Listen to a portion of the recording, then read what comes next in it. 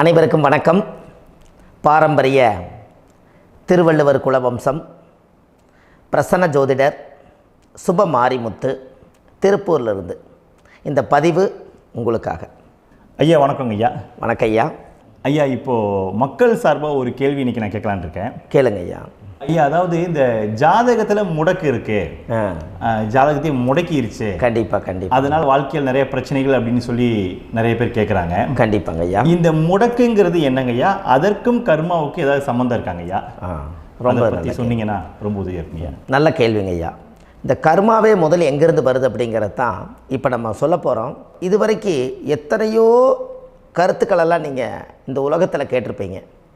ஆனால் இந்த பதிவில் நீங்கள் பொறுமையோடு இந்த கருத்தை ஒரு இனிமையோடு நிதானமாக கேட்டிங்கன்னா உங்களுடைய ஊழ்வினை கர்மா எங்கிருந்து உருவாச்சு, இதனுடைய இந்த கர்மானால் நாம் என்ன கஷ்டப்படுறோம், நாம் இந்த பூமியில் பிறக்கிறதுக்கு என்ன வரம் வாங்கி வந்தோம், நம்ம பாவ புண்ணியமெல்லாம் ஜாதக கட்டத்தில் போய் எப்படி எடுக்கிறது, நம்மளுடைய தோஷம்னு சொல்கிறோமே அந்த தோஷம் எப்படி கிரியேட் ஆகுது, நம்ம இந்த பூமியில் பிறக்கும்போது கொண்டு வந்த கர்மாவா, இல்லை கடவுளே நம்மளுக்கு ஒரு தண்டனையாக கொடுத்த கர்மாவா, இல்லை நம்ம இந்த பூமிக்கு வந்ததுக்கு அப்புறம் செய்த கர்மாவா, இது எல்லாத்தையுமே நம்ம பொறுமையாக கேட்கணும்னா கண்டிப்பாக இந்த பதிவை நீங்கள் பொறுமையோடு கேளுங்க. உங்களுக்கு இதில் ஒரு பெரிய ஒரு ரகசியம் ஒன்று அடங்கியிருக்குது. அந்த ரகசியத்தை தான் இன்றைக்கி இந்த உலகத்துக்கு அரங்கேற்றம் பண்ணுறேன். இந்த முடக்கு நம்ம ஐயா கேட்டதில் ஒரு அற்புதமான ஒரு விஷயம் என்ன அப்படின்னு கேட்டிங்கன்னா, முடக்குங்கிறது அந்த காலத்தில் பெரிய திறமையை கட்டி போட்டு வச்சுட்டா நம்மனால் அது இயங்க முடியுமாங்க? முடியாது இல்லைங்களா ஐயா? முடியாது. அப்போது அதே மாதிரி ஜாதக கட்டத்தில் நமக்கு வேண்டிய யோகத்தை கடவுளே நம்மளுக்கு நாம் செய்த பாவத்தினால அது முடக்கி வச்சிருச்சுன்னா அந்த பாவகத்தை அந்த ஜாதகர் அனுபவிக்க முடியுமா? அனுபவிக்க முடியாது. அப்போது அந்த அனுபவிக்க முடியாமல் வெளி உலகத்தில் போய் நம்ம தேடி போன பிறவியில் செய்த பாவத்தை இந்த பிறவியில் நீங்கள் தேடி கண்டுபிடிச்சி வாழ்க்கையில் நீங்கள் எப்போ மேலுக்கு வர்றது? அப்போது அந்த கர்மா 12 ராசி கட்டத்துக்குள்ள 27 நட்சத்திரத்தில் 9 கிரகங்களுக்குள்ள ஒரு பெரிய ஒரு ஆத்துமாத்துமான கர்மா, உங்கள் பூர்வ ஜென்ம கர்மா இதுக்குள்ளே எங்கேயோ ஒரு இடத்துல முடங்கியிருக்குது. இந்த முடக்க மட்டும் உங்கள் ஜாதகத்தில் நீங்கள் கண்டுபிடிச்சிட்டிங்கன்னா ஹைலைட்டாக வாழ்கிறதுக்கு, இந்த உலகத்தில் சுதந்திரமான வாழ்க்கை வாழ்கிறதுக்கு ஒரு மிகப்பெரிய பொக்கிஷம் உங்கள் ஜாதகத்துக்குள்ளேயே இருக்குது. அப்போது அந்த ஜாதகத்துக்குள்ளே நாம் போன பிறவியில் நம்ம கர்மா நாம் என்ன செய்திருப்போன்னு உங்களுக்குள்ளே பெரிய குழப்பம் இருக்கும். என்னங்க ஐயா, நீங்கள் என்ன கர்மா பண்ணிட்டு வந்தீங்க, நாம் போன பிறவியில் நம்ம யாரை ஒரு வதச்சோம், யாரை நம்ம மனசை புண்படுத்தினோம், நம்ம தாத்தாவுக்கு சோறு போட்டோமா, நம்ம பாட்டனுக்கு சோறு போட்டோமா, நம்ம முப்பாட்டனுக்கு சோறு போட்டோமா, நம்ம கொள்ளுப்பாட்டனுக்கு சோறு போட்டோமா, அப்போ நம்ம அப்பாவுக்கு நம்மளை பெற்றவருக்கு நம்ம சாப்பாடு கொடுத்தோமா, இவங்களுக்கெல்லாம் நம்ம சேவை பணிமடைகள் செஞ்சோமா, நம்மளுடைய உறவுகளுக்கெல்லாம் அரவணைச்சு போனோமா, நம்மளுடைய இந்த மாதிரி நாம் இரத்த சம்பந்த உறவுகளை இருந்து தான் இந்த உலகத்துக்கு நம்ம வெளியில் வந்திருப்போம். அப்போது வெளியில் நீங்கள் நிற்கிறீங்க, அப்படியே மேலே போய் பார்த்தீங்கன்னா ஒரு 7 தலைமுறையில் ஒவ்வொருத்தரும் செய்த கர்மாவெல்லாம் நம்ம பிளட்டு ரிலேட்டிவாக இப்போ நீங்கள் கரண்ட்டில் இருக்கிறவங்க கிட்ட தான் டெபாசிட் பண்ணியிருக்கோம். அப்போ இது தெரியாமல் நாம் ஜாதகத்துக்குள்ளே போய் தசாபுத்தி நல்லா தனுங்க இருக்குது, நான் ரொம்ப கஷ்டப்படுறேன், என் ஜாதகத்தில் போய் பார்த்தேன் எல்லா கிரகங்களும் நல்ல வலிமையாக இருக்குன்னு தான் சொன்னாங்க, ஆனால் இன்னும் என்னுடைய கடன் அடையலை, இன்னும் என்னோடய கர்ம தீர்ந்த மாதிரியே தெரியல, எனக்குள்ளே ஒரு தாட்டு என்னமோ நான் ஒரு பின்தங்கின வாழ்க்கையிலே வாழ்ந்துட்டுருக்கேன் அப்படின்னு நீங்கள் சொல்லும்போது, அப்போ இதையெல்லாம் தாண்டி ஒரு கர்மா உங்களுடைய ராசி கட்டத்துக்குள்ளே எங்கேயோ ஒரு பக்கத்தில் ரகசியமாக புதைஞ்சிருக்கு. அப்போது அந்த ரகசியமாக புதைஞ்சிக்கக்கூடிய அந்த முடக்கு தான் இன்றைக்கி இந்த உலகத்துக்குள்ளே நீங்கள் தெரிஞ்சுக்கக்கூடிய விஷயம். அப்போ அந்த முடக்குங்கிறது ஒன்று உண்மை. இந்த உலகத்துக்கு நம்மளை எல்லாத்துலேயும் நல்லா யோசிச்சு பாருங்கள். 12 ராசி கட்டம் இருக்குதுங்களா ஐயா? ஆமாங்க ஐயா. ஆனால் கிரகம் எத்தனை இருக்குதுங்க? 9 தான் இருக்குங்க ஐயா. ஆமாம், 12 ராசிக்கு 12 கட்டத்துக்கு 12 கிரகம் கொடுத்துருக்கலாமல்ல கடவுள். அப்போ ஏன் 3 கட்டத்தை மட்டும் எம்டி பண்ணி மீதி 9 கிரகத்தை வச்சுக்கிறாருன்னா, அப்போ நாம் செய்த 3 தலைமுறை கர்மாவுக்கு அது எந்த கட்டம் பிளாக் ஆகுதோ அந்த கட்டத்துக்குள்ளே ஏதோ ஒரு ரகசியம் இருக்கிறனால தானே எங்கேயோ ஒரு பக்கத்தில் நீங்கள் கண்டிப்பாக கர்மாவில் மாட்டுவீங்கிறது கடவுளே படைச்சு தானே இதை உருவாக்கியிருக்காரு. 12 ராசிக்கு 12 கட்டம் கொடுத்துருந்தா எங்கே நீங்கள் சுற்றி வந்தாலும் ஏதோ ஒரு வீட்டுக்குள்ளே போய் உட்காந்துக்கலாம்.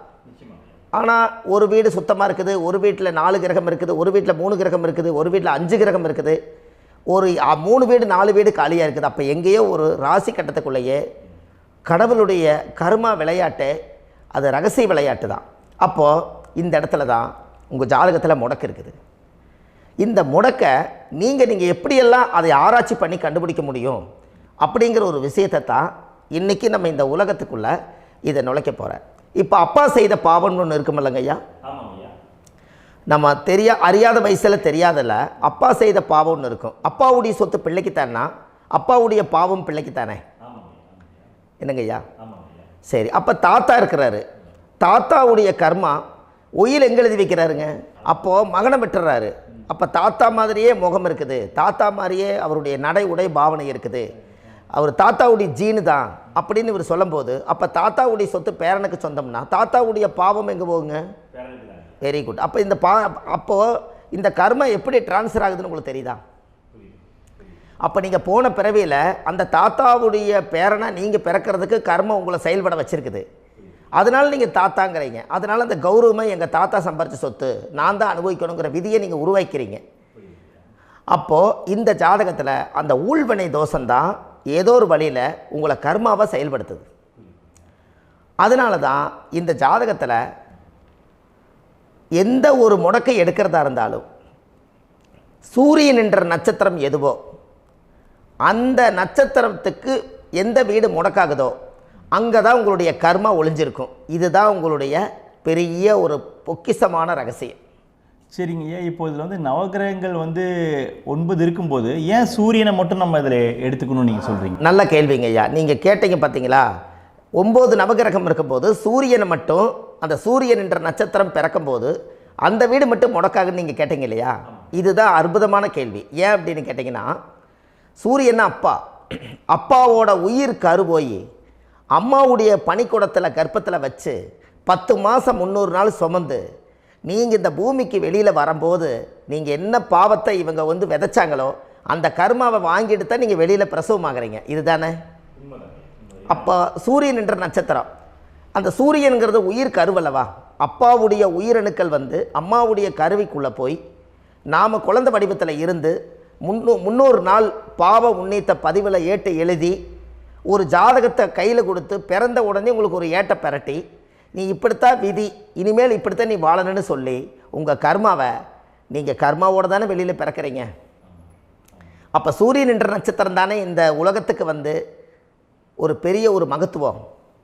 இப்போ பாருங்கள், விடிய வரைக்கும் நம்ம முழிச்சிட்ருக்குறோம், காலையில் சூரிய உதயமானால் அவங்கவுங்க செயல்படுறோம். மீதி எல்லா கிரகங்களுக்குமே வெளிச்சத்தை கொடுக்கக்கூடிய சக்தி சூரியனுடைய பிம்ப ஒளிக்குத்தானே உண்டு, என்னங்க ஐயா? அதனால தான் மேசத்து உச்ச வீடுன்னு சொல்லி மேசத்தை உச்சம்னு சொல்லி சூரிய உச்சத்தை அங்கே தான் வச்சாங்க. அப்போது அந்த காலச்சக்கரத்துக்கு 5ஆம் இடம் பூர்வ புண்ணியஸ்தானத்தில் போய் சிம்மத்தில் கொண்டு போய் சூரியனை ஆட்சி வீடுன்னு வச்சாங்க. அப்போது சூரியனில் இருந்து தான் அந்த மையப்புள்ளி உருவாகுது. அப்போ உங்களுடைய ஜாதகத்தில் அந்த சூரியனாகப்பட்டவர் பிறக்கும்போது நீங்கள் உங்கள் ஜாதகத்தை நீங்கள் எடுத்துக்கங்க ஐயா. நீங்கள் இன்றைக்கே போய் கதவை திறந்து உங்கள் பெட்டியை திறந்து பீர்வாவுக்குள்ளே உங்களுடைய ஜாதகம் இருக்குது, அந்த ஜாதகத்தை எடுத்து ஜோதிடர்கிட்டையே நீங்கள் சந்தேகம் கேட்குறக்கு முன்பு நீங்களே உங்களுடைய கர்ம பற்றி தெரிஞ்சுக்கிறதுக்கு இந்த பதிவில் உங்களுக்கு ஒரு ரகசியத்தை சொல்லித்தரேன். உங்கள் ஜாதகத்தில் இப்போ இது வரைக்கும் ராசி கட்டத்தை நீங்கள் பார்த்துருப்பீங்க, ஆனால் பாதசாரம்னு ஒன்று இருக்கும் இல்லைங்களா? ராசிக்கு பாதசாரம்னு ஒன்று இருக்கும். சூரியன் என்ன நட்சத்திரத்தில் இருக்குது, சந்திரன் என்ன நட்சத்திரத்தில் இருக்குது, செவ்வாய் என்ன நட்சத்திரத்தில் இருக்குது, புதன் என்ன நட்சத்திர காலில் நிற்குது, இதெல்லாமே அந்த சாரம் இல்லாத ஜோதிடம் சோரம் போய்விடும். அதனால் அந்த சாரத்தில் நிற்கிது பார்த்தீங்களா கிரகம், அதில் இப்போ நீங்கள் உங்களுடைய ராசி கட்டத்தை ஓப்பன் பண்ணுங்கள். இதில் ராசி கட்டத்தில் சூரியன் என்ற நட்சத்திரம்னு ஒன்று இருக்கும் இல்லைங்களா? அது எதுவாக வேணாலும் இருந்துட்டு போட்டோம். அந்த நட்சத்திரம் தான் நீங்கள் பிறக்கும்போது தாயுடைய கருவறைக்குள்ள கரு உருவான நட்சத்திரமே அதுதான். புரிஞ்சுங்களா ஐயா? பிறக்கும்போது நீங்கள் அந்த கருவுடைய நட்சத்திரம் அப்பா வந்து கருவை உருவாக்கி கர்மாவை விதைச்சது அந்த சூரியன் என்ற நட்சத்திரம் தான். அந்த வீட்டுக்கு தான் இந்த ராசி கட்டத்தில் உங்களுக்கு முடக்கு உருவாகுது. புரிஞ்சுங்களா ஐயா? அப்போது ஒரு ஜாதகத்தில் சூரியன் என்ற நட்சத்திரம் எதுவோ அதுதான் உங்களுடைய கர்மா நட்சத்திரம். இப்போ நம்ம பிறக்காதுக்கு முன்னாடி அப்பா கட்டத்தில் அந்த கர்மா டெபாசிட் ஆகிருக்கும். அதை ட்ரான்ஸ்ஃபர் எப்படி பண்ணுறாரு? அவருக்கு ஒரு கல்யாணம் வச்சு அவர் குடும்ப வாழ்க்கையில் வாழ்ந்து நம்மளோட உயிர் கருவை கொண்டு போய் ஊராம் பொண்ணை கல்யாணம் பண்ணி பொண்டாட்டின்னு எடுத்துக்கொண்டு அந்த பொண்டாட்டிங்கிற உரிமையாகி இவருடைய உயிர் கரு உருவாகி வாரிசுகள் வெளியில் வருது. அதானங்க ஐயா? அப்போது அந்த சூரியன் என்ற நட்சத்திரம் தான் இந்த உலகத்தில் ஒரு பிரம்மாண்டமான நட்சத்திரம். இந்த நட்சத்திரம் உங்கள் மனசுக்குள்ளே ஏதாவது இருந்துச்சுன்னா உங்கள் வீட்டில் ஏதாவது ஒரு நல்ல விஷயங்கள் நீங்கள் பண்ணுறதா இருந்தால் அந்த கர்மா நட்சத்திரம் சூரியனுடைய நட்சத்திரம் இருக்குது பார்த்தீங்களா, அந்த நட்சத்திரத்தில் எந்த ஒரு சேவைகளும் செய்யக்கூடாது. அதுதான் கர்மா. அதை போய் நீங்கள் ஆக்டிவேட் பண்ணி விட்டீங்கன்னா அது முன்னோர்களை வந்து நீங்கள் வந்து தொந்தரவு பண்ண மாதிரி. அந்த கர்ம நட்சத்திரம் தான் உங்கள் வாழ்க்கையில் அது புதஞ்சிருக்கிறதா. இப்போ குழந்தை பிறந்தாலோ சீர் சீமந்தங்கள் நீங்கள் செய்கிறதாலோ கல்யாணம் முக்கிறதுனாலோ உங்கள் ஜென்ம நட்சத்திரத்தன்னைக்கு கல்யாணம் பண்ண வேண்டாம்னு சொல்லிக்கிறாங்கல்லங்க. உங்களுக்கு ஜென்ம நட்சத்திரத்துக்கு முன்னாடி உங்களை உருவாக்குன நட்சத்திரம் தான் ஜென்ம நட்சத்திரம். அப்போ சூரியன் என்ற நட்சத்திரம் அப்பாவுடைய ஜென்ம நட்சத்திரமாக அந்த ஊழ்வினை கர்மம் செயல்படுது. அப்போ அந்த முடக்கு யார் வழியில் வந்தது? முன்னோர்கள் வழியில் வந்தது. முன்னோர்கள் கட்டி வச்சது யாரைய? குலதெய்வத்தை. அப்போ அந்த குலதெய்வத்தை போய் சாமிக்கு போய் வீடு வாசல்லாம் வலித்து குலதெய்வத்தை போய் தேங்காய் பழம் பூ மாலை கல்கண்டு வாங்கி அர்ச்சனை பண்ணி ஒரு அன்னதானம் ஒன்று பண்ணிவிட்டு சாமிக்கு பொங்கல் வச்சு நைவேத்தியம் பண்ணிவிட்டு உங்கள் ஜாதகத்தை வச்சு பூஜை பண்ணிவிட்டு வாங்க. அதுக்கப்புறம் தான் உங்கள் கர்மாவை கண்டுபிடிக்கிறதுக்கு வழியே பிறக்கும். குலதெய்வத்தை வணங்காமல் கோவிந்தா கோவிந்தா என்று பல தெய்வத்தை வணங்கினாலும் பலனொன்றும் இல்லைன்னு அந்த காலத்தில் முன்னோர்கள் சொல்லி வச்சுக்கிறாங்களா இல்லைங்களா? அதனால் கண்டிப்பாக அதை கண்டுபிடிச்சி நீங்கள் அதுக்கு ஒரு நைவேத்தியம் பண்ணால் மட்டும்தான் முதல்ல உங்கள் 5ஆம் பாவம் முன்னோர்கள் அது வேலை செய்யும். குலதெய்வ ஆலயத்துக்கு போயிட்டு வாங்க. போயிட்டு வந்துட்டு இந்த கர்மவினை தோஷத்தை நிவர்த்தி பண்ணுறதுக்குண்டான சரியான பரிகாரத்தை நம்ம எடுப்போம். அப்போது உண்மையாலுமே ஒரு ராசி கட்டத்துக்குள்ளே இந்த மாதிரி ஒரு அந்த கர்ம தோஷம் இருப்பதனால இந்த கர்மா தோஷத்துக்கு அந்த முடக்க தோஷங்கிறத நீங்கள் எடுத்து அதை கண்டுபிடிச்சி அந்த சூரியன் என்ற நட்சத்திரம் எந்த ராசி கட்டத்தில் போய் முடக்காயிருக்குதோ அந்த முடக்கு எந்த பாவகம் வந்து நம்மளுக்கு லாக் ஆகிருக்குதோ அந்த பாவகத்துக்கு உண்டான பரிகாரங்கள் அதுக்குரிய ஸ்தலங்கள் அந்த கோவில்களில் போய் சுவாமிக்கு தேங்காய் பழம் பூமாலை கல்கண்டு வாங்கி அர்ச்சனை பண்ணி நீங்கள் அந்த கோவிலுக்குள்ளே போய் உட்காந்து சாமி கும்பிட்டு வந்தீங்கன்னா உங்களுடைய ஜாதகத்தில் இருக்கக்கூடிய அந்த முடக்கு தோசை நீங்கி வாழ்க்கையில் நீங்கள் எதை சாதிக்க வந்தீங்களோ அந்த சாதனையை நீங்கள் சாதிச்சிட்ருப்பீங்க. புரிஞ்சுங்களா ஐயா? ஏன் அப்படின்னா அந்த முடக்கு நட்சத்திரத்துக்குள்ளே தான் ஒரு தோஷம் இருக்குது. இப்போ அந்த காலத்தில் பாருங்கள் ஐயா, முன்னோர்கள் எல்லாம் நிறைய பேர் கோவில் கட்டி வச்சுட்டு போயிருக்காங்களா இல்லைங்களா? இந்த கோவில் எதுக்காக கட்டி வச்சுக்கிறாங்கன்னா அவங்க கட்டினவங்களுக்கும் அந்த முடக்கு தோஷம் இருந்திருக்குது. ராஜாக்கள் இருந்திருக்குது, மன்னர்கள் காலத்தில் இருந்திருக்குது, ஜமீன்தார் காலத்தில் இருந்திருக்குது.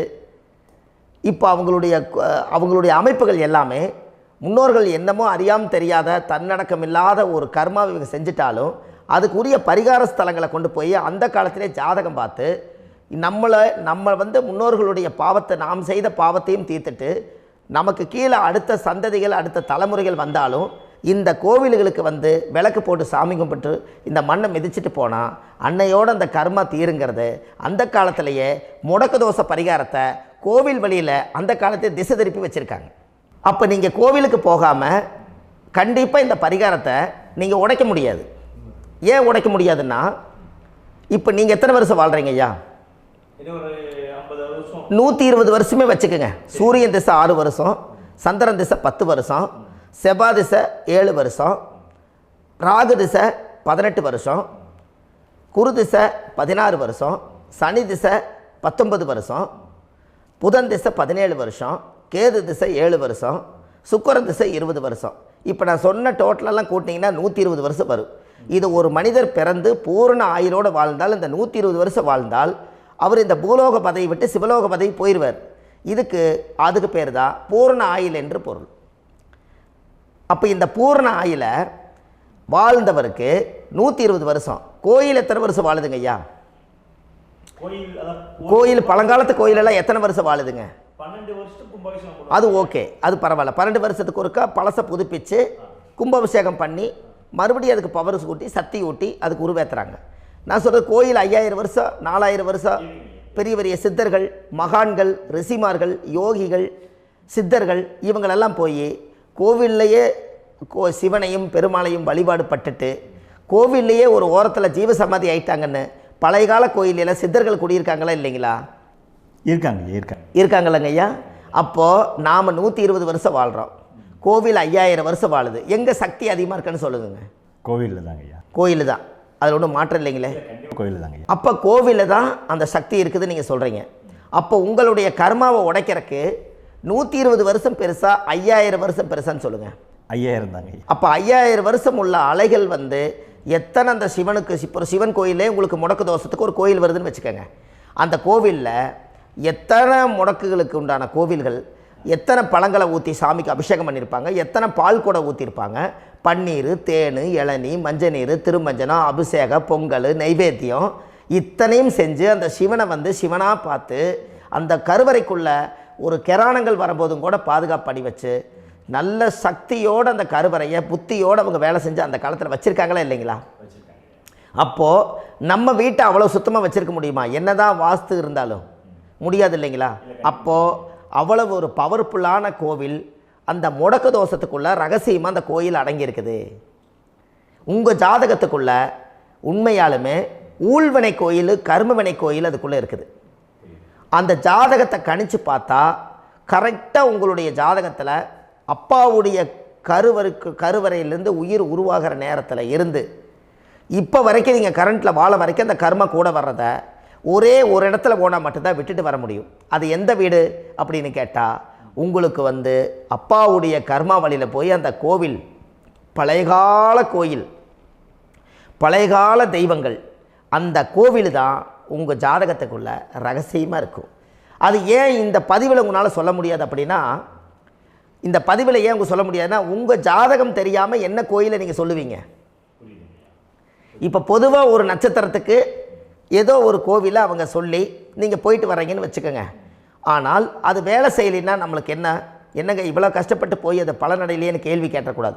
உங்கள் ஜாதகத்தை நீங்கள் கொண்டாங்க, உங்கள் டேட் ஆஃப் பர்த் டயத்தை போட்டு ஜாதகத்தை கணிச்சு நீங்கள் சூரியன் என்ற நட்சத்திரத்துக்கு உங்களுடைய கர்மவினை கோவில் யார், உங்களுடைய முடக்கு யார், ஊழ்வனை தோஷத்துக்கு உண்டானவர் யார், தாய் வழி கர்மா யார், தந்தை வழி கர்மா எது, நீங்கள் பிறக்கும்போது வந்த கர்மா என்ன, இது எல்லாம் கணிக்காமல் பொதுவாக ஒரு கோயிலில் போய் நீங்கள் பாட்டுக்கு சாமி கும்பிட்டு வந்தால் பலன் எப்படி கிடைக்கும்? கண்டிப்பாக கிடைக்காதுங்க ஐயா. என்னங்க ஐயா? அது தெரிஞ்சு பண்ணாதான் சரியா? ஒரு டாக்டர்கிட்ட போகிறீங்க, என்னை அப்படியே ஸ்கேன் பண்ணி ஒரே ஒரு மாத்திரை கொடுங்கன்னு கேட்டால் டாக்டர் கொடுப்பாருங்களா? அவர் என்ன பிரச்சனை இருக்குதோ அதை முதல்ல கண்டுபிடிச்சி ஸ்கேன் பண்ணி பார்த்து ரிப்போர்ட் எடுத்து அது மூலியமாக தான் கொஞ்சம் எடுத்து ஐயா உங்களுக்கு இந்த பிரச்சனை, இதுக்கு தீர்வுக்கு இதுக்குண்டான மெடிசன், இது இப்படித்தான் சாப்பிடணும்னு அது முறையாக சொல்லி அந்த உயிர் வாழ வைக்கிறாரு டாக்டர். அவர் ஒரு தெய்வ வடிவத்தில். கரெக்டுங்களா ஐயா? அப்போ உங்களோட கர்மா எங்கே செயல்படுது அப்படின்னா, இந்த முடக்க நீங்கள் இந்த பதிவில் தெரிஞ்சுக்கங்க. அதுக்குரிய நட்சத்திரம் என்னன்னு தெரிஞ்சு வச்சுங்க. உங்கள் ஜாதகத்தில் சூரியன் என்ற நட்சத்திரத்தை எடுத்துக்கங்க. அந்த வீட்டுக்கு முடக்க இந்த பதிவில் எந்த வீடு லாக் ஆகிருக்குதுங்கிறத நான் உங்களுக்கு இந்த வீட்டில் சொல்கிறேன். அந்த வீட்டு நீங்கள் பாருங்கள், உங்களுடைய லக்கணத்துக்கு அது எந்த வீடு. இப்போ லக்கணத்துக்கு ஒரு 7வது வீடுன்னே வச்சுக்கோங்க. அப்போ லக்கணத்துக்கு 7வது வீடே முடக்கு. அப்படி ஒரு முடக்கு ஆகிப்போச்சுன்னா ஒரு ஜாதகத்தில் லக்கணம் தான் 1, 7ஆம் இடம்ங்கிறது மனைவி ஸ்தானம். ஒரு ஆணுடைய ஜாதகத்துக்கு 7ஆம் இடம் தான் மனைவி. அவருக்கு நல்ல மனைவி அமையாமல் ஆடம்பரம் இருந்தும் வீடு அரண்மனை மாதிரி இருந்தும் அந்த மனைவியை ஒரு சந்தோஷமாக அவர் அனுபவிக்க முடியாது. புரிஞ்சுங்களா ஐயா? சந்தோஷமாக அனுபவிக்க முடியாது. ஏன் அப்படி? 7ஆம் இடத்துல தான் அவரோட கர்மா உட்கார்ந்துருக்குது. கரெக்டாக சொன்னீங்க. 7ஆம் இடத்துல தான் அந்த கர்மா உட்கார்ந்துருக்குது. அப்போ அந்த 7ஆம் இடத்துல இருக்கக்கூடிய அந்த கர்மா போன பிறவியில் நீ மனைவிக்கு சோறு போடாமல் மனைவியை கட்டி வச்சு அடிக்கிறதும், மனைவியை துன்புறுத்துறதும், அந்த மனைவி இருக்கவே இன்னொரு வாழ்க்கைக்குள்ளே போகிறதும், இங்கே வாழ வேண்டிய தாம்பத்திய சந்தோஷத்தை கொண்டு போய் இன்னொரு இடத்துல கொடுக்கறதும், தெரிஞ்சிருந்தே நம்மளுடைய மனசுக்குள்ளே திருடுத்தனமாக வாழ்கிறதும், இது எல்லா கர்மாவும் போன பிறவியில் நாம் செய்த ஊழ்வினை கர்மா தான் உங்கள் ஜாதகத்தில் 7ஆம் இடம் முடக்கு. அப்போ அந்த 7ஆம் இடம் முடக்கா இருந்துச்சுன்னா கண்டிப்பாக உங்கள் ஜாதகத்தில் நீங்கள் என்ன அனுபவிச்சிட முடியும்? நல்ல நண்பர்கள் கிடைக்க மாட்டாங்க, நல்ல ஒரு பார்ட்னர்ஷிப் அமையாது, நல்ல ஒரு நட்பு வட்டங்களில் எதையும் அனுபவிக்க விடாது, ஒரு அங்கீகாரமான உறவுகளில் போய் நம்ம ஸ்ட்ராங்காக நிற்க முடியாது. 7ஆம் இடம் என்பது தாம்பத்திய வாழ்க்கை, பூர்த்தி இல்லாத வாழ்க்கையாக இருக்கும். இப்படியெல்லாம் அந்த ஜாதகத்தில் ஒரு பொதுவாக ஒரு ஜாதகத்தில் 7ஆம் பாவம் முடக்காயிட்டால் இந்த கர்மாவை அவர் அனுபவிச்சுக்கிட்டே இருப்பார். இது எப்போத்தான் அதுக்கு ஒரு தீர்வு வேணுங்கய்யா? அந்த கோயில் எதுன்னு நீங்கள் கரெக்டாக சொன்னீங்க. இப்போ இது மனிதனால் செயல்படுது. மனிதர்கள் தான் கோயிலை கட்டி வச்சாங்க. தெய்வத்தை விட ஒரு காலத்தில் மனிதர்களுக்கு மகிமை ஜாஸ்தி. ஏன்னா சாதாரண ஒரு மண் பூமியாக இருந்த இடத்த மனிதர்கள் தான் கோயில் கட்டி ஒரு மகிமைப்படுத்தி புண்ணியம் பண்ணி வச்சாங்க. மனிதர்களுக்கு சக்தி அதிகம்தான், ஆனால் பிரபஞ்சத்துக்கு அதை விட சக்தி அதிகம் அல்லவா? ஐயா, நீங்கள் கோவிலுக்கு போய் அந்த கர்மா உடைக்கிறதுக்கு கோவிலில் சக்தி இருக்குது, ரைட்டு. ஆனால் நம்ம வீட்டுக்கும் கோயிலுக்கும் ஒரு மிகப்பெரிய தொடர்பு என்னென்னா, அந்த கோயில் கட்டுறவங்க எல்லாமே பழைய காலத்து கோயிலெல்லாம் பாருங்கள், பஞ்சபூதத்தை வச்சு கட்டியிருப்பாங்க. பஞ்சபூதத்தை வச்சு தான் கட்டுவாங்க கோயில். அது உங்களுக்கு தெரியணும் இல்லைங்களா? பஞ்சபூதம்னா நீர், நெருப்பு, காற்று, பூமி, ஆகாயம். இந்த பஞ்சபூதத்தினுடைய சக்திகள் எல்லாம் ஒரே நேர்கோட்டுக்கு என்னைக்கு வருதோ அன்னைக்கு தான் அந்த கோவிலுடைய பாலக்கால் போட்டு 1000-2000 வருஷம் நிலச்சி நிற்கிறது. காரணம், இந்த பிரபஞ்சத்தில் பஞ்சபூதம் எப்படி நிலச்சி நிற்குதோ அதுபோல் 5000 வருஷம் நிற்கிறதுக்கு அந்த பஞ்சபூத சக்தி வச்சு தான் சாமி சிலையை பிரதிஷ்டை பண்ணி வச்சுருப்பாங்க. அதனால தான் இந்த கோயில்கள் எல்லாம் 5000 வருஷமாயும் எத்தனையோ கிராணங்களை எல்லாம் தப்பிச்சிருக்கிறதுக்கு காரணம். அப்பேற்பட்ட புண்ணிய ஸ்தலம் உங்களுக்கு எதுன்னு தெரியணும் அல்லவா? என்னங்கய்யா? அப்பேற்பட்ட புண்ணிய ஸ்தலம் உங்களுக்கு எதுன்னு தெரிஞ்சால் தானே நீங்கள் போய் செய்ய முடியும், இல்லாட்டி கண்டிப்பாக தெரியாது. அப்போ இந்த முடக்கு தோஷத்தை கடவுள்கிட்ட கொண்டு போய் ஒப்படைக்கணும். நாம் பிறக்கும் போது கொண்டு வந்த கர்மாவை நாம் இருக்கும் காலத்தில் கொண்டு போய் இந்த கர்மாவை சுத்தப்படுத்தி, நீங்கள் பாவ ஆத்மாவை இந்த பூமியில் பிறந்து பூலோகத்தில் எல்லா புண்ணியத்தையும் செஞ்சுட்டு இந்த பூலோகத்தை விட்டு நீங்கள் போகும்போது புனித ஆத்மாவாக போகணுன்னா உங்கள் கர்மாவை கொண்டுட்டு போகாதீங்க, கர்மாவை நிவர்த்தி செய்யுங்க. என்னங்கய்யா? அப்போ கர்மாவை சுத்தப்படுத்துங்க. கர்மாவை சுத்தப்படுத்திட்டு உங்களுக்கு பிறக்கிற குழந்தைகளுக்கு அந்த கர்மாவை டிரான்ஸ்ஃபர் பண்ணாமல் உங்களோட நில் பண்ணுங்க. ஒரு உதாரணம் சொல்லட்டுங்களா ஐயா? ஒரு காந்தம் ஒன்று இருக்குது இல்லைங்களா? ஒரு காந்தம்ங்கிறது ஒரு தாத்தாவாக வச்சுக்கோங்க. ஒரு இரும்பை கொண்டு போய் வச்சா ஒட்டு மோட்டாதா? அப்போ ஒட்டுனோடனே காந்தம்ங்கிறது தாத்தா, அவருக்கு பிறந்த வாரிசுக்கு அந்த கர்ம டிரான்ஸ்ஃபர் ஆயிருமா? சரி, இன்னொரு இரும்பை கொண்டு போய் வைங்க, ஒட்டு மோட்டாதா? அப்போ அது பேரனுக்கு வைங்க, பேரனுக்கு வந்துருச்சு அந்த கர்மா. இன்னொரு இரும்பை கொண்டு போய் வைங்க, அந்த காந்தத்துக்கு நேர் இன்னொன்று வைங்க, ஒட்டு மோட்டாதா? அப்போ அதை கொண்டு போய் நம்ம கொள்ளு பேரனுக்கு வைங்க. இப்படியே டிரான்ஸ்ஃபர் ஆகி தலைமுறையாக இந்த கர்மா தொடர்ந்துக்கிட்டே இருக்குது. இந்த இடத்துல கொண்டு போய் காந்தத்துக்கு இரும்பு ஒட்டிகிட்டே இருக்குதுல்ல, இந்த இடத்துல ஒரு மரக்கட்டை செஞ்சு கொண்டு போய் கரெக்டாக வச்சுக்கினே போட்டுமா? அந்த மரக்கட்டையை கொண்டு போய் வைக்கிறவர் யார்? மரக்கட்டை வச்சுட்டு அடுத்த வாரிசு புனிதமாக பிறந்துட்டு அந்த மேலே இருக்கிற கர்மாலாம் இந்த அடுத்த இதுக்கு வராதில்ல. இதுதாங்க ஐயா கர்மா. தொடர்ந்து வரக்கூடிய கர்மாவை அதை நில் பண்ணணுங்கிறதுக்கு பேர் தான் இந்த உதாரணத்தை சொன்னவங்களுக்கு. அப்போ நாம் இந்த பூலோகத்தில் நம்ம ஒரு தாயுடைய கருவறையில் இருந்து தொப்புள் கொடி அறுக்கும் நேரம் நாம் என்ன கர்மாவை வாங்கி வந்திருந்தாலும் அதையெல்லாம் ஆராய்ச்சி செய்து ஜாதகத்தில் முழுமையாக கண்டுபிடிச்சி ஒரு காலம் இல்லைனாலும் ஒரு காலம் நம்ம நல்லா இருக்கிறதுக்காக, நம்ம வாரிசுகள் எல்லாம் நலமடைஞ்சு வளமடைஞ்சு வர்றதுக்காக இந்த கர்மா தோஷத்தை கரெக்டாக கண்டுபிடிச்சி சரியான கோவிலுக்கு போய் நீங்கள் கர்மாவை நிவர்த்தி பண்ணி அங்கே பூஜை புனஸ்தானங்கள், சகசரநாம பூஜைகள், ஓமங்கள், வழிபாடுகள் இதெல்லாம் நீங்கள் செஞ்சு உங்களுடைய பாவத்தை எல்லாம் கழித்து உங்கள் ஜாதகத்தவே யோகமாக மாற்ற முடியும். கண்டிப்பாக மாற்ற முடியும். ஏன்னா நம்ம யாரை நம்பி செய்கிறோம்? சரியான கடவுள்கிட்ட வழிகாமிக்க போகிறோம். அப்போ கடவுள் பொய்யாயிருவாரா? ஐயா நம்ம அதாவது அந்த காலத்தை சொல்லுவாங்க, சத்தியுள்ள சாமி கும்பிட்டு புத்தி உள்ள உள்ளே பெக்கணும்னு சொன்னாங்க. 16 வதபதன்னு பெக்கலை, எல்லாம் அறிவோடு பெற்றாங்க. அதனால் எல்லாமே தாய் தந்தைகள் பேச்சை கேட்டாங்க. அன்றைக்கி எல்லாருமே தாய் தந்தைகளுக்கு தூணாக நின்னாங்க. அப்போ அந்த காலத்தில் சத்தியுள்ள சாமி கும்பிட்டு புத்தி உள்ள உள்ளே பெக்கணும்னு சொல்லி அன்றைக்கி அறிவோடு பெற்று இந்த கர்மாவை ஆளுக்கு ஒரு கர்மாவை டிரான்ஸ்ஃபரை பிரித்து எல்லாரும் சுத்தப்படுத்தினாங்க. இன்றைக்கி நம்ம ஒரு குழந்தை 2 குழந்தை பெற்று வச்சுருக்கோம். அவங்களுக்கே இவ்வளவு கர்மா வந்துருச்சுன்னா இந்த குழந்தைகளுக்கு என்னைக்கு இந்த கர்மாவை போய் கண்டுபிடிச்சி நீங்கள் எப்போ சரி பண்ணுவீங்கன்னு. அப்போ இந்த வாழ்க்கையில் ஏதோ ஒரு பிரபஞ்ச சக்தி நம்மளை அறியாமல் என்னமோ ஒரு இயக்கத்தில் கொண்டு போய் விட்டுருச்சுங்களா? அப்போ இனிமேலாவது இந்த கர்மாவில் இருந்து கண்டிப்பாக நம்ம நிவர்த்தி ஆகணும்னு சொன்னால் இந்த முடக்கு தோஷத்தை யாரெல்லாம் கண்டுபிடிச்சி இந்த ஊழ்வினை கர்மாவில் இருந்து நாம் கருவறையில் சுமக்கும் போது 10 மாதம் நீங்களாம் என்னென்ன நினச்சிருப்பீங்க? அதாவது கருவறைக்குள்ள கருப்பாக ஒரு பிண்டம் இடப்பக்கம் கிடக்கையில் இந்த பூமிக்கு வரும்போது நீங்கள் என்னென்ன நினச்சிருப்பீங்க? இந்த பிறந்ததுக்கு அப்புறம் வந்து தான் அம்மா தெரியுது, அப்பா தெரியுது, தாத்தா தெரியுது, பாட்டி தெரியுது, இந்த உலகத்தில் கண்கொள்ளாத காட்சிகள் எல்லாம் தெரியுது, எல்லாம் தெரியுது. ஆனால் 10 மாதம் உங்கள் வாழ்க்கையில் நீங்கள் இருக்கும்போது நீங்கள் என்னென்னலாம் நினச்சி இந்த பதிவில் இறைவன் கொடுத்தாரோ அதையெல்லாம் அனுபவிக்கத்தான் வந்தீங்க. அதுக்கு இடையில இருக்கிறதான கர்மா. இந்த ஒரு விஷயம் உங்களுக்கு கிடச்சிருச்சுன்னா நீங்கள் எல்லாருமே ராஜயோகமாக பிழைப்பீங்கள்ல. இதில் ஏழை பணக்கார யாரையுமே சொல்ல வரல. அவங்க பிறக்கும்போது புண்ணியத்தை பொறுத்து தான் போன ஜென்மத்தில் நம்ம என்ன புண்ணியங்கள் பண்ணி வச்சோமோ அந்த புண்ணியத்தில் இன்றைக்கி நல்லா வாழ்கிறாங்க. ஒருத்தர் கேட்டார், என் ஜாதகத்தில்ங்க எங்கூட படித்தவர் இடம் வாங்கிட்டார், வீடு வாசல் கட்டிட்டார், தொழில் பண்ணிட்டார், நல்லா இருக்கார், ஆனால் நான் இன்னும் அப்படியே தான் இருக்கிறேங்கன்னு ஒருத்தர் கேட்டார்.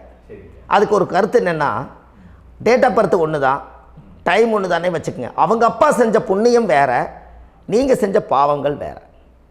அவர் செஞ்ச புண்ணியத்தினால அவருக்கு எல்லாமே முன்னாடி கிடைக்கிது. நீ கர்மாவெல்லாம் கழிச்சிட்டினா பின்னாடி கிடைக்க போகுது. இதில் மற்றவங்களை பற்றி வேற்றுமையாக நினைக்கிறதுல எந்த ஒரு இதுவுமே இல்லை. அப்போ ஒருத்தர் பார்த்து ஒருத்தர் வாழ வேண்டாம். உங்களுடைய சுய அறிவை வச்சு இந்த பூலோகத்தில் இந்த பூமியில் நீங்கள் 4 தெரிஞ்சு நல்ல விதமாக கற்றுக்கிட்டு இந்த உலகத்தில் சிறப்பாக வாழ கற்றுக்குங்க. அதுக்கு அந்த ஊழ்வினை தோஷத்தை கண்டுபிடிங்க. உங்களுக்குன்னு ஒரு முடக்கு இருக்குதுங்கிறத இன்றைக்கி நீங்கள் எழுதி வைங்க. அதை எப்படியாவது கண்டுபிடிங்க, அதை தேடுங்க. ஒரு முறை நீங்கள் ஜாதகத்தை கொண்டு வாங்க. அந்த ஜாதகத்தை கொண்டு வந்து உங்கள் பாவகத்தில் எத்தனாம் பாவம் முடக்காயிருக்குதுன்னு பாருங்கள். அந்த பாவகம் முடக்காயிருச்சுன்னா உங்கள் வாழ்க்கையில் அதிலிருந்து உங்களால் வெளியில் வரவே முடியாது, கண்டிப்பாக வர முடியாது. அதை நீங்கள் கண்டுபிடிச்சா மட்டும்தான் நீங்கள் மேலே வர முடியும். ஏன்னா நிறைய பரிகாரங்கள், பூஜைகள், யாகங்கள், ஓமங்கள் எல்லாம் செய்து வச்சும் கூட அந்த கர்மவினைக்கு உண்டான கோவிலுக்கு போய் அந்த 5000 வருஷ பழமை வாய்ந்த தெய்வத்துக்கிட்ட போய் நீங்கள் முறையிட்டு விளக்கு போட்டு உங்கள் கர்மத்தை எல்லாம் நான் நீ தான் தீர்த்து கொடுக்கணும்னு சொல்லி நம்பிக்கையோடு நீங்கள் போய் அந்த சரணாகதி அடையிறீங்க பாருங்கள், அங்கே தான் உங்கள் கர்மாவை எடுத்து விடுறாரு. அப்போ இந்த ரகசியம் உங்களுக்கு வேணுமல்லவா?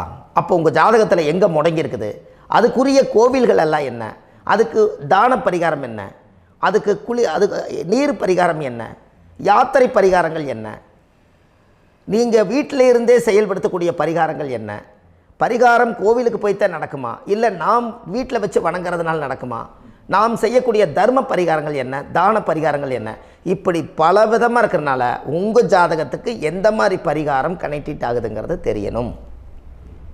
இது தெரியாமல் கண்டிப்பாக உங்களால் செயல்படுத்துறது ரொம்ப கஷ்டம்.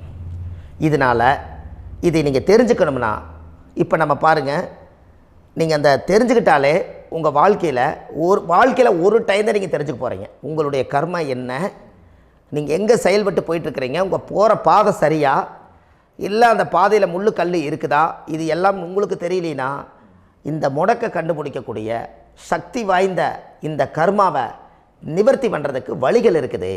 அதனால் நீங்கள் கண்டிப்பாக இந்த முடக்கை தெரிஞ்சுக்கணும்.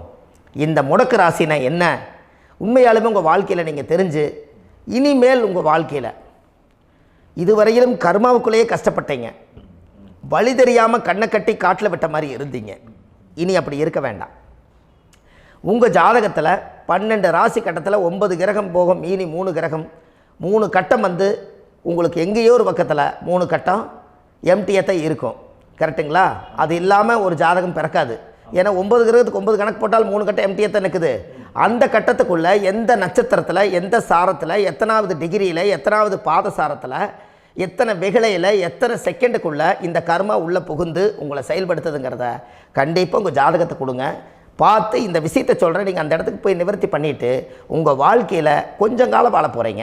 பாருங்கள், பிறந்ததுலேருந்து 20 வருஷத்துக்குள்ளே இளமையாக வாழ்கிறீங்க, குழந்தையாக வாழ்கிறீங்க. 20லேருந்து 40 வயசுக்குள்ளே தான் உங்களுக்கு ஒரு பொண்ணை பார்த்து கல்யாணம் பண்ணி ஒரு கரு உருவாக்குறீங்க. அதுக்கப்புறம் 40லேருந்து 60க்குள்ளே குழந்தை பெற்று கடமை முடிச்சிடுறீங்க. 60 வயசுக்கு மேலே ரிட்டையர்ட் ஆகிடுறீங்க. இந்த 20க்கும் 60க்கும் இல்லாத 20லேருந்து இந்த 40 வயசுக்குள்ளே உங்களோட தேடல் என்னவோ அது வாழ வேண்டிய சுகபோகமான வாழ்க்கை எல்லாமே அந்த 40க்குள்ளே தான் இருக்குது. இந்த 40க்குள்ளே இருக்கக்கூடிய வாழ்க்கையை இந்த கர்மா தெரியாமல் காலத்தை வீணாக்க வேண்டாம். வாழ வேண்டிய வயசில் நீங்கள் வாழணும். அதுக்குரிய கர்மாவை நீங்கள் சுத்தப்படுத்துங்க. எப்படியெல்லாம் நீங்கள் சந்தோஷமாக வாழ்கிறீங்கன்னு எனக்கு ஒரு தகவல் கொடுங்க. வேறு லெவலில் நீங்கள் இருப்பீங்க. கண்டிப்பாக இந்த பதிவில் உங்களுக்கு நான் இந்த விஷயத்தை கொடுக்க போகிறேன். இந்த முடக்கு நட்சத்திரங்கள் என்ன அப்படிங்கிறத இந்த பதிவில் நீங்கள் ஒரு நோட் ஒன்று எடுத்துக்கோங்க, குறித்து வச்சுக்கோங்க. இதில் இருந்து அவங்கவுங்களுக்கு முடக்கு நட்சத்திரம் என்னங்கிறத இந்த பதிவில் நான் உங்களுக்கு கொடுக்குறேன். இந்த வீடு தான் அது முடக்குங்கிறத சொல்கிறேன். இதையெல்லாம் நீங்கள் தெரிஞ்சு உங்கள் ஜாதகத்தவே நீங்கள் முடக்கு எடுத்து கண்டிப்பாக உங்கள் வாழ்க்கையில் நீங்கள் நல்லா இருப்பீங்க. அதுக்கு ஒரு நோட் எடுத்து வச்சுக்கோங்க. இது வரைக்கும் கர்மாவை பற்றி நம்ம பேசினோம்.